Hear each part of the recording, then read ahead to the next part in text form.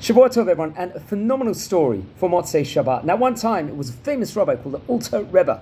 He once told one of his grandchildren, "Let me tell you about the simple faith of the Jews of Volyn in Ukraine."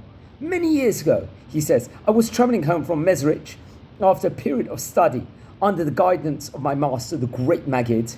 It was a cold winter night and my feet had become immobilized by the cold. When we stopped at the wayside inn, the coachman had to carry me inside in his arms. The innkeeper, an elderly, God-fearing Jew, rubbed his feet with snow and spirits until the life returned to them. He asked me about the purpose of my journey, and I told him that I was a disciple of the famous Maggid of Mezrich.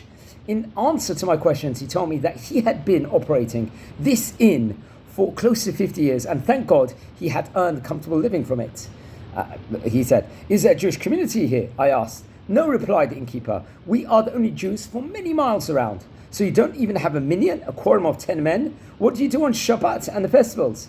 "To my sorrow," sighed the old man, "we pray without the 10 men all year round. For the high holidays, we close the inn for 2 weeks and travel to the city, a several days' journey from here." "But how can you live this way?" I exclaimed. "How can a Jewish person go for months on end without saying Kaddish, Baruch, different prayers in the minyan, without hearing the public reading of the Torah? What can I do? This is my livelihood. There is nothing for me to do in this city." "How many Jewish households are there in this city?" I asked. "About 100, he replied. "If God manages to provide a living for 100 families," I said, "don't you think he could find ways to provide for one more?"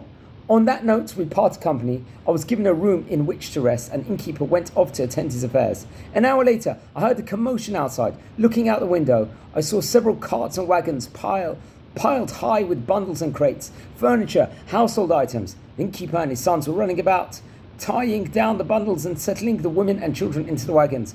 "What's going on?" I asked the old man. "We're moving to the city," he replied. "You're right. There's no place for a Jewish person. A Jewish person needs a minyan, a rabbi, a community."